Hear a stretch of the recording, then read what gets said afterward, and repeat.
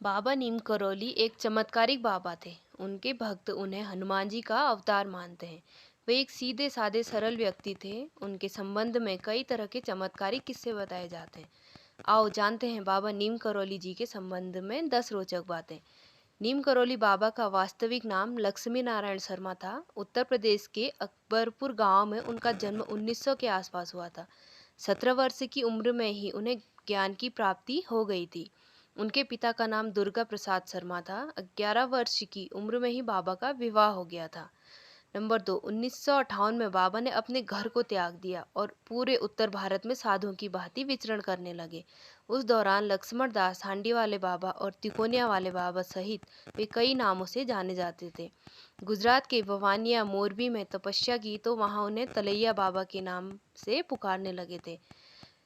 Number 3, एक बार बाबा first class compartment में सफ़र कर रहे थे। जब टिकट चेकर आया तो बाबा के पास टिकट नहीं था। तब बाबा को अगले स्टेशन नीम करौली में ट्रेन से उतार दिया गया। बाबा थोड़ी दूर पर ही अपना चिमटा धरती में गाड़कर बैठ गए। ऑफिसर्स ने ट्रेन को चलाने का ऑर्डर दिया और गार्ड ने ट्रेन को हरी झंडी दिखाई, परंतु ट्रेन 1 इंच भी अपनी जगह से नहीं हिली।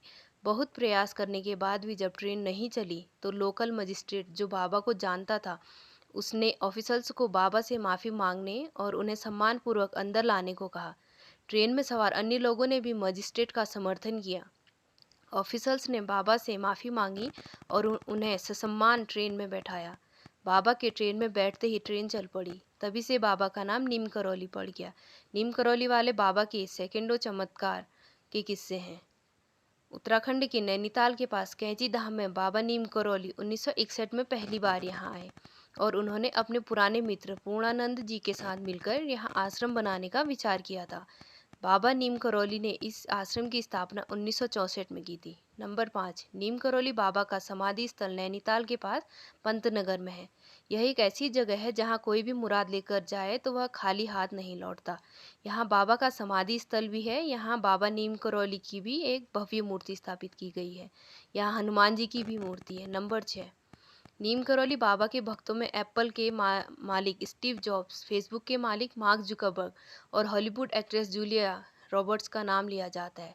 कहा जाता है कि इस धरती धाम की यात्रा करके उनका जीवन बदल गया।